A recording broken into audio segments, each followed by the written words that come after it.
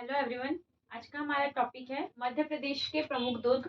इसके पहले वाले टॉपिक में हमने मध्य प्रदेश के प्रमुख किलों के बारे में देखा था। वैसे मध्य प्रदेश में बहुत सारे दुर्ग हैं, लेकिन यहाँ पर हम कुछ इम्पोर्टेंट दुर्गों की ही चर्चा करेंगे। इसमें पहला दुर्ग है ओरछा का दुर्ग। जो ओरछा का दुर्ग है वह 16वीं शताब्दी में वीर सिंह के द्वारा बनाया गया था और यह मध्य प्रदेश के टीकमगढ़ जिले में स्थित है। तो ओरछा का जो दुर्ग है यह 16वीं शताब्दी में वीर सिंह के द्वारा बनाया गया था और यहाँ यह जो है यह मध्य प्रदेश के टीकमगढ़ जिले में स्थित है। ओरछा के दुर्ग में क्रमशः हमें कुछ मंदिर देखने को मिलते हैं, जिसमें मुख्यतः है चतुर्भुज मंदिर, राम मंदिर, लक्ष्मी नारायण मंदिर और जहांगीर महल। तो ओरछा के दुर्ग में ही चतुर्भुज मंदिर, राम मंदिर, लक्ष्मी नारायण मंदिर, जहांगीर महल स्थित है। तो ओरछा का दुर्ग कहाँ पर है? टीकमगढ़, मध्य प्रदेश के टीकमगढ़ जिले में स्थित है।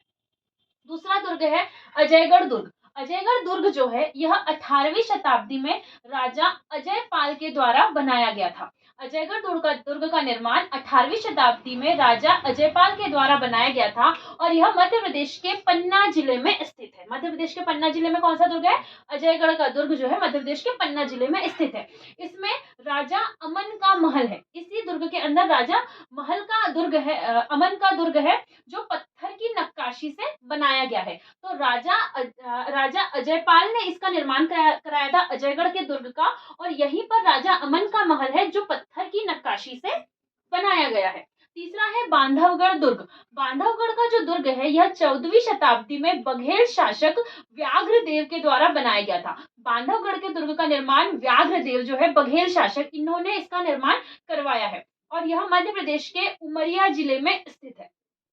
बांधवगढ़ दुर्ग में ही हमें क्षीर सागर कुंड, शेषशाही तालाब और राम लक्ष्मण सीता का मंदिर दिखाई देता है। तो क्षीर सागर तालाब अगर पूछा जाता है कहाँ पर है, तो यह भी बांधवगढ़ दुर्ग में है। इसके अलावा शेषशाही तालाब और राम लक्ष्मण सीता का मंदिर भी बांधवगढ़ दुर्ग में है और बांधवगढ़ दुर्ग जो है यह मध्य प्रदेश के उमरिया जिले में स्थित है। इसके बाद है रायसेन का दुर्ग। रायसेन का जो दुर्ग है यह 16वीं शताब्दी में राजा राम बसंती के द्वारा बनाया गया था।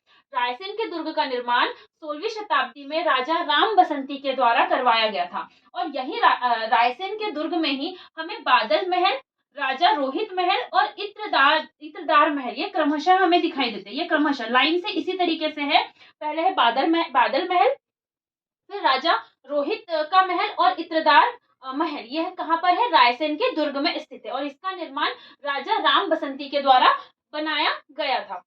पांचवा है मंडला का दुर्ग। मंडला का जो दुर्ग है यह 16वीं शताब्दी में गोंड शासक राजा नरेश शाह द्वारा इसका निर्माण कराया गया था और मंडला का दुर्ग की इंपॉर्टेंट बात यह है कि यह तीनों ओर से नर्मदा नदी से घिरा हुआ है और इसके एक तरफ क्या है? खाई है।